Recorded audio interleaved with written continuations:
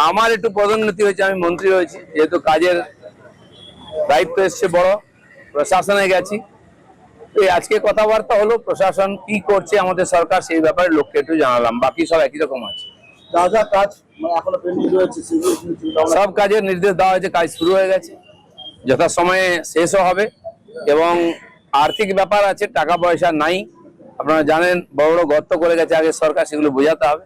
কেন্দ্র সরকারের সঙ্গে কথা হয়েছে, গতকাল আমাদের মুখ্যমন্ত্রী গেছেন কথা বলতে, পলিসি আর্থিক ব্যাপার। সামনে বাজেট আছে, 18 তারিখ থেকে সেশন আছে, 22 তারিখ বাজেট পেশ হবে।